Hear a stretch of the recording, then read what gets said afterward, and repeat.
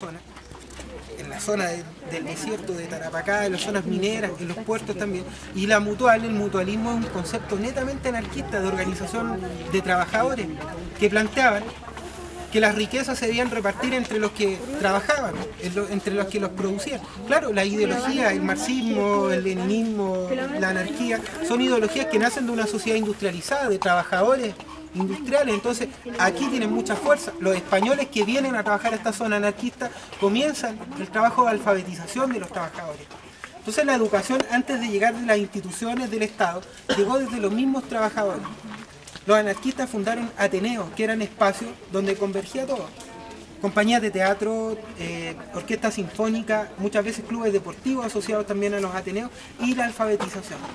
Entonces cuando los trabajadores se acostumbraban a juntarse, venía recién la formación política, que es realmente importante porque la sociedad obrera de la época pasa de un proceso de ser completamente analfabeto a ser una sociedad muy culta.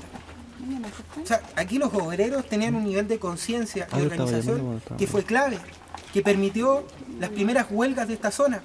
El año 1906, por ejemplo, paralizan los trabajadores del ferrocarril en la zona de Antofagasta, del ferrocarril que iba hacia Bolivia, hacia La Paz. Y en la Plaza Colón fueron reprimidos por una respuesta desde el Estado. Murieron una gran cantidad de trabajadores. Para los que vienen de Antofagasta o de la zona de Antofagasta deben haber escuchado sobre la matanza de la Plaza Colón. Eso ocurrió un año antes, del año 1907, donde ocurre la matanza de la Escuela Santa María. Por eso yo les cuento la historia en este lugar. Porque la Escuela Santa María del 1907, que alberga esta historia que les estoy contando, era muy similar a esta, una escuela de madera, de pino, oregón y calamina, que alberga a una gran cantidad de trabajadores obreros que bajaron con sus familias hacia la ciudad de Iquique a llevar un pliego de peticiones que tenía cosas como el pago con dinero, y con dinero en una equivalencia que fuera el dinero nacional, no extranjero, para que todos los cambios del mercado mundial no influyeran directamente sobre la moneda. El año 1907 hay una crisis mundial que hace que todos los precios se disparen al doble en las oficinas. Y el jornal se mantuvo para los trabajadores. Entonces, si ya costaba vivir, en 1907 se hizo insostenible esta situación. Aquí hubo familia en Humberstone. Yo conocí el caso de una señora que tuvo 21 hijos.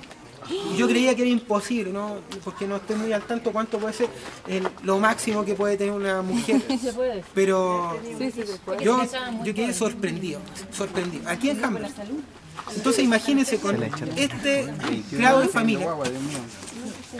Imagínense, 21 hijos, la señora vivió... ¿Se casaban las mujeres? ¿Cómo? 13, 14 años. Sin método anticonceptivo o sin tele. Además. Era súper fácil. Entonces, aquí voy con esto. Se genera una crisis económica que es clave. Los obreros en este lugar se estaban muriendo de hambre en 1907. Y la matanza de la Escuela Santa María es muy conocida porque también fue mediatizada, se mantiene a través del tiempo y la historia es bien contada igual. Los obreros bajan, comienza la huelga en la oficina de San Lorenzo, hacia el sur. Paralizan cerca de 7.000 obreros. Y esto se empieza a extender por toda La Pampa, llegando hasta la zona de Antofagasta también. Antes la organización de trabajadores, que se hace fuerte, sobre todo en los sindicatos, era solidaria. Antes del Código del Trabajo, los sindicatos tenían que ver con todo. O sea, si no sé, pues tenían problemas los ferroviarios, paralizaban todo, solidarizando con los ferroviarios hasta que tenían solución a sus demandas.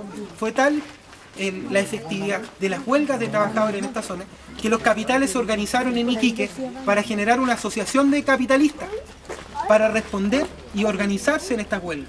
Ellos tenían, sí, el respaldo del gobierno, del Estado y de las Fuerzas Armadas también, porque las Fuerzas Armadas venían mandadas desde el mismo gobierno. Pero eso ocurrió hasta algún momento. En el año 25 la historia cambió un poquito. El año 1907 los obreros que no ven solución a sus problemas en La Pampa bajan hacia el puerto de Iquique para llevar sus peticiones. Entre eso iba este tema de barcos para devolver a los enganchados a su lugar de origen, que se pagara correctamente las carretas del caliche, que no se hacía tan bien. Bajaron y se juntaron en dos lugares. Y llegan a la Escuela Santa María en Iquique. La Escuela Santa María se encuentra, o su espacio, detrás del mercado, hacia el sur. Donde está el mercado de la ciudad de Iquique actualmente, en esos tiempos hubo una plaza. En esa plaza un circo que albergó también a estos trabajadores.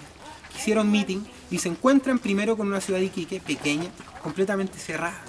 Porque la ciudad de Iquique también responde a los medios de prensa de la época que decían: hay de estos anarquistas que vienen a destruir nuestra ciudad. Pero qué anarquista ni que nada. Los trabajadores iban muertos de hambre a pedir justicia.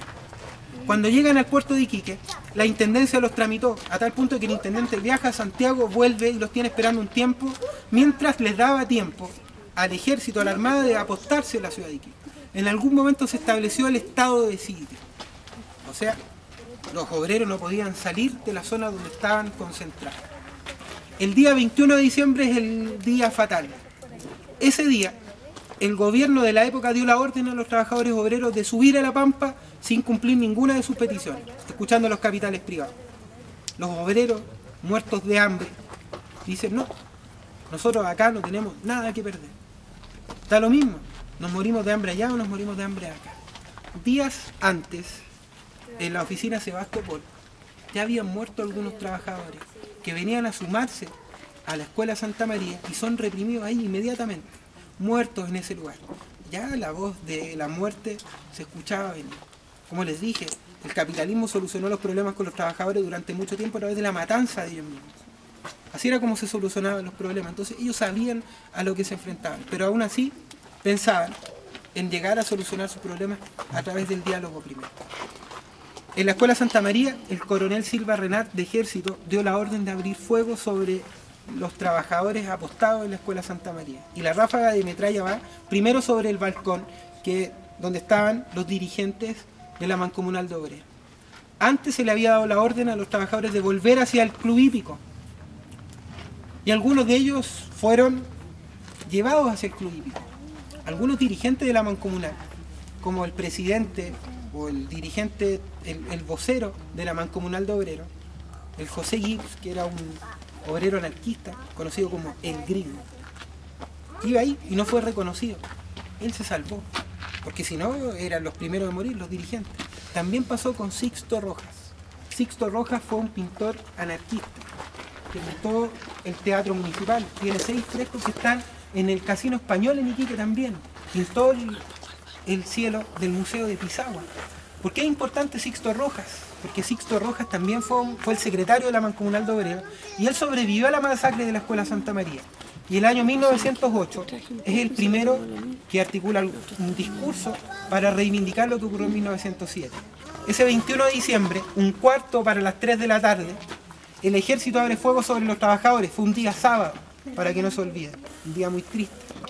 Más de 2000 personas murieron en la Escuela Santa María. Estamos hablando de hombres, mujeres y niños. Y no tenemos una cifra exacta porque no existe. La cantata de Santa María de Iquique, que es una obra musical escrita por un iquiqueño, Luis Advis, versa 3600.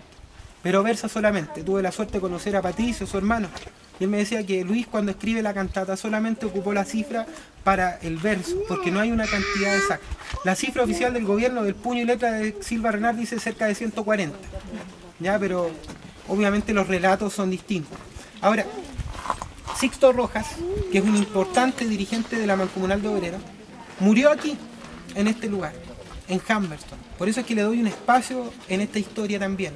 Murió en 1941 y él siguió trabajando después.